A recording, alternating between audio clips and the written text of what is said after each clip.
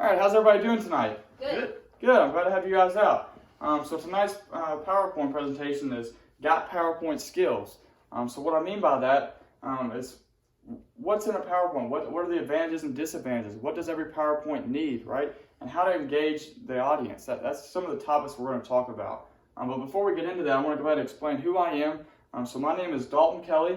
I've had many years of experience with giving PowerPoints. I've given PowerPoints in school settings, in work settings, and sports settings, and then also in kind of my free time, I like to watch PowerPoints and understand what is good in a PowerPoint and what some areas of improvement, right? So over the years, I've kind of got my PowerPoint skills, and I want to share with you all some of the things that I've noticed, right? So what's in it for you?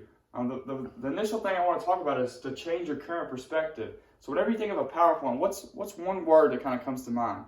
Read along. Read along, exactly. So notice how that has a negative connotation or a negative feel to it, right? You don't want a PowerPoint to be read along. You want the PowerPoint as a presenter to establish what you want to talk about, but then be able to explain on it, be able to express your credibility on the topic. But if it's read along, anyone can go up here and read along with the topic. You don't want it to be read along. You want it to be able to follow, but you want it to be able to express how much you know about the topic. So the next thing I have here is gain valuable skills to increase confidence. So when you think of a PowerPoint, what's maybe one skill that you think every presenter should have? You know how to talk. Perfect, exactly. So you got to know how to talk. So what we can talk about like that is not only the flow of how to talk, being able to enunciate the words a little bit better, a little bit more clear, but also being able to explain the material in a way that's understanding to the audience that may have no idea what the material is about. This may be the first initial point of understanding what a PowerPoint is, right? So you have to be, as a presenter, you have to explain that material in a way that's understanding to others that may have no prior experience with it. And then the last thing here is apply these strategies to achieve success. So we want to apply all the things that we learn in this PowerPoint to your own lives and to your own PowerPoints, and being able to explain those and give a successful PowerPoint. And that's the last thing we want to do here, is being able to explain that and get that overall effectiveness in. All right, so how we're going to go about doing this is that there's three objectives I want to accomplish through this PowerPoint, right? The first one is define the components of every PowerPoint. The second one is identify the advantages and disadvantages of PowerPoints. And the third one is identify the purpose and importance of audience involvement. And we're going to go into a little bit more detail as the PowerPoint goes on about each three of these, okay? All right, so what does a PowerPoint need? These are components of every PowerPoint. So the content, when you think of an introduction, what maybe comes to mind when you think of an introduction for a PowerPoint? I think what we're going to talk about and who's talking. Exactly, what you're going to talk about and who's talking. So if we kind of tailor back to the initial PowerPoint, the initial introduction, well, I only talked about not only myself and what experience I have, and I established that credibility, but I also talked about what the topic's going to be. How are you going to gain PowerPoint skills from this presentation? The next thing we want to talk about is what's in it for you. This is very, very effective, and most presenters kind of miss out on this. So the audience is the focal point of every presentation. Without an audience, you're not going to have no reason to present anything. So the what's in it for you is a way for you to establish the buy-in and the engagement with your audience, right? This is a way to discuss how you want them to buy in and what they're going to gain from this presentation. The next thing here is objectives. So you think of objectives, this is just your outline, right? You want to talk about what you're going to talk about, but plan it out in a way that is effective and easy to follow along for your audience members. And that's kind of the whole initial point of an objective. And then last but not least is the summary. So being able to effectively summarize the material, right? Most presenters do a great job of presenting the material, but kind of struggle in that last minute to 2 minutes where they're trying to summarize everything that they just talked about and leave the audience with a positive memory of the presentation. So that's something that we want to kind of tailor in on and focus on as well. And then next here we have presentation. So what do I mean by dress attire? What's the importance of dress attire? A good impression. Perfect, a good impression. That's all that means. You want to establish the first thing an audience sees is the presenter and what they're wearing. You don't want to distract the audience members, right? This allows you to establish credibility, but also gain the audience, and they're not tailored in or focused in on what you're wearing, okay? And the next thing you have here is setting. So what I mean by setting, what's just one thing that comes to mind when you think of what the word setting with a PowerPoint? Temperature of the room. Perfect. Light. Chairs, where I'm sitting, standing. Perfect. So chairs, the temperature, the light, all those are great answers, right? So that allows the presenter to establish, they're going to get there a little bit early. So whenever I give a presentation, I get to the room a little bit early. I determine whether it's going to be really cold in there. My audience members are going to be distracted because they're really cold, or whether it's going to be really hot. They're not feeling too well because of that. It goes into the lighting. So can my audience members actually see me, or is it kind of too bright and, again, a distraction? And then the setting, you talk about room or where you're sitting or standing. Are you going to have chairs in there for the audience members? Or are they going to be standing? All that stuff plays a role in the effectiveness of a PowerPoint and a presentation. You want to be able to establish a setting that engages the audience. You want people to be sitting near, feel like they're involved in the presentation, right? And the next thing we have here is verbal and nonverbal communication. So what I mean by this is, we already kind of talked about it, being able to talk, being able to enunciate, and the flow of your words. That allows for your verbal communication to be effective. It allows for the audience to understand what you're talking about.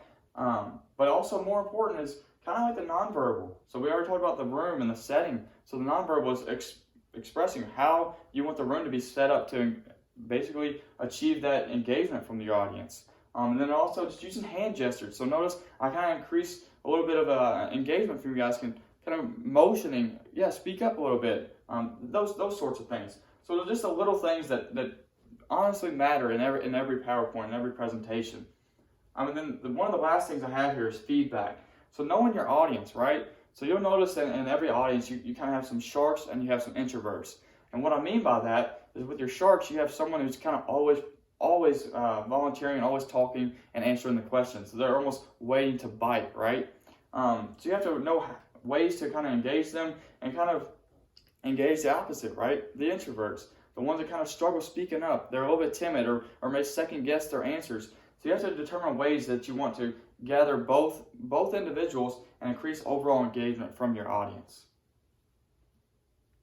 So the next thing we have here is advantages and disadvantages. So some of the advantages here, right, are simple design and accessible. So it's very easy to learn how to kind of make a PowerPoint. It's almost fill in the blank, right? You give topics and you just pretty much just fill it in. It's very simple, honestly. And then it's very accessible. So once you actually are able to establish what you're talking about, fill in the gaps here, make a PowerPoint, then it's very accessible. You can download it to a flash drive and carry it anywhere you need to go. You can email it to yourself and it allows you to access it on any computer. So it's very, very accessible in that sense. And then also it's concise communication. So it allows you to create bullet points for the presenter. It allows for talking points and a little bit of a better flow or outline of what needs to be talked about in each slide. And always for just better overall presentation. And it's user friendly, so that kind of goes back to the simple design, right? It's user friendly. Anyone can kind of learn how to present or how to basically make a PowerPoint in a few easy steps. So it's very user friendly. And then last, or almost last, is the group setting, right? So the group setting here is you want to present it to a group of people. Whenever you're given a PowerPoint, it allows you to gather people together and explain what topic you're talking about. It's very effective in a group setting because it allows everyone to kind of focus in on you and allows you to determine what you want to talk about and explain that in a very understandable way. And then last but not least here is that it's time efficient and it's affordable. Like I mentioned, it's very affordable. It's on every single computer. Everyone can kind of access this information. So that's something that's, you don't have to buy a bunch of material or that kind of stuff. You don't have to buy any software. It comes with every computer, so it's very affordable. And then time efficient kind of goes back to the group setting. You have a group of people here and allows you to kind of discuss the topic to many groups of people instead of focusing just one-on-one settings and spending a lot of time with each individual. So that's kind of the advantages of these. And then some of the disadvantages, right, is potential technical difficulties, the possible distractions, the lack of audience engagement, and then like I said, just the one-on-one setting, okay? So can we just notice the difference between those two examples right there? The very first one, advantage is I'm turned facing you guys. I'm explaining the material. I'm going to elaborate on all of these. The disadvantage is it was a distraction. I turned around this way, right? I wasn't even explaining the material. I was kind of just reading along like you mentioned.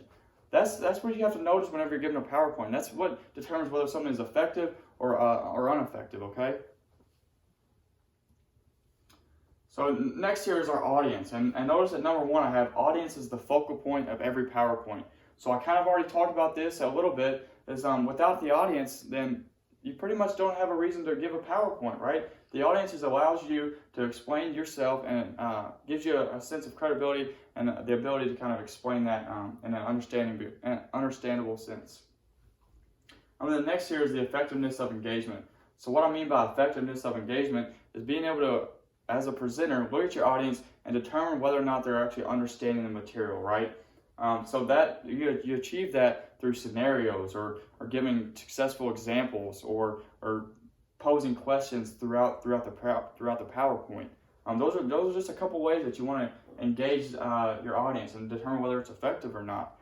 That will pretty much lead you into our overall buy-in and comprehension.